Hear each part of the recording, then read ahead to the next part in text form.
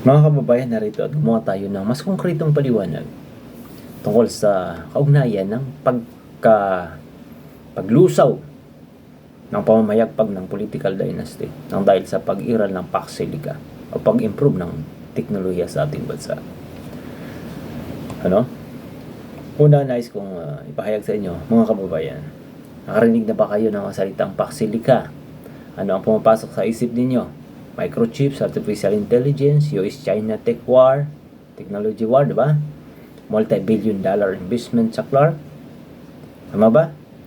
Tama lahat ang mga ito. Pero may isang bagay na hindi natin napapansin o hindi sinasabi sa inyo ng mga analista at ng media. At maaaring hindi rin nila ito napapansin. Ang Pax Silica ay hindi lang usapin ng teknolohiya at ekonomiya. Ito ang kauna-unahang pagkakataon sa kasaysayan ng Pilipinas na may dumating na puwersa na may kakayahang gibay ng sistemang political dynasty at ayuda politics sa ating bansa. Paano? Hayaan ninyo ipaliwanag ito sa inyo. Una, suriin natin ang mabuti. Saan ba talaga kumukuha ng lakas ang mga tiwaling dinastiya at politiko na tiwali sa Pilipinas? Sa kahirapan at pagdidepende ng mamamayan. Yan ang bumubuhay sa political dynasty. Kapag ang isang bayan ay walang industriya, walang pabrika at walang dekalidad na trabaho, ang ordinaryong Pilipino ay napipilitang magmakaawa. Magmakaawa sa tulong ng pampagaling sa ospital, magmakaawa sa scholarship, at mag-abang ng ayuda tuwing may sakuna o eleksyon. Yan ang tinatawag nating patronage system. Ginawa nila ang kulungan ang mahirap upang tuwing 3 taon lalabas ang politiko na parang mga tagapagligtas kapalit ng inyong mga boto.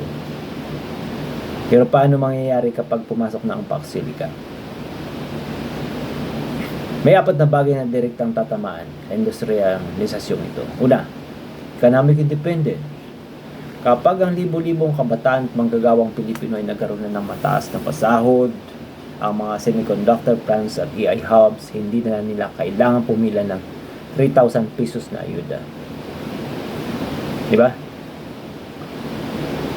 Kapag may sarili kang kita at dignidad, wala nang politiko makakabibili ng prinsipyo mo.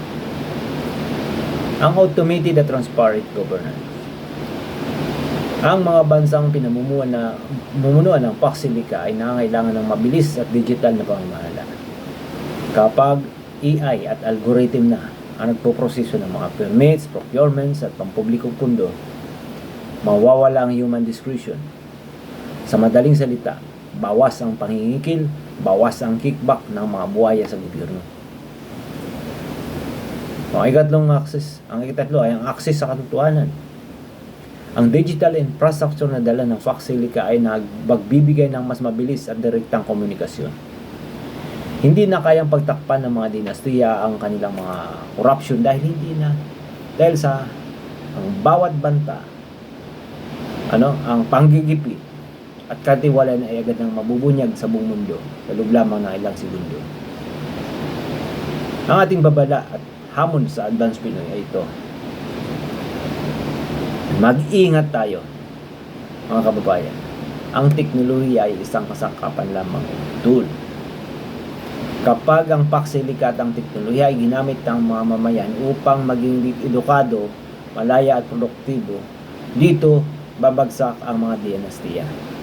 Ngunit kung pababayaan natin ang mga tiwaling politiko mismo ang humawak at pagkontrol sa teknolohiyang ito, gagamitin nila ito sa surveillance at propaganda.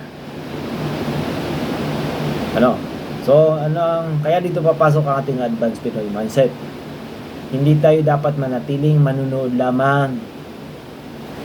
Dapat tayong maging aktibong kalahok. Kailangan nating hilingin sa gobyerno na i-integrate ang lokal na komunidad, ang mga magsasaka at ang ating mga workers sa Pax Silica ecosystem upang ang biyaya nito ay bumaba sa taong bayan at hindi sa bulsa ng mga ilang pamilya.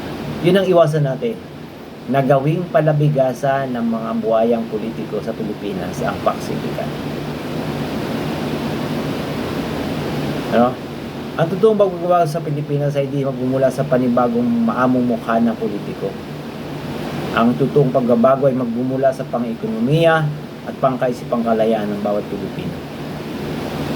Ang Pax-Silica ang ating susi. Gamitin natin ito upang itaguyod ang isang malaya, abante at marangal na bansa. Mangyaring suriin nyo ang aking premise.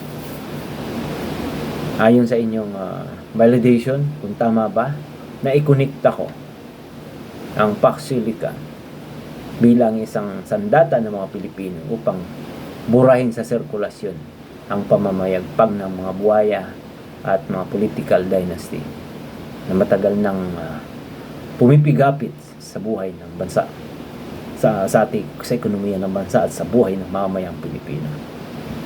Hanggang sa muli, the power of the brain be with you always.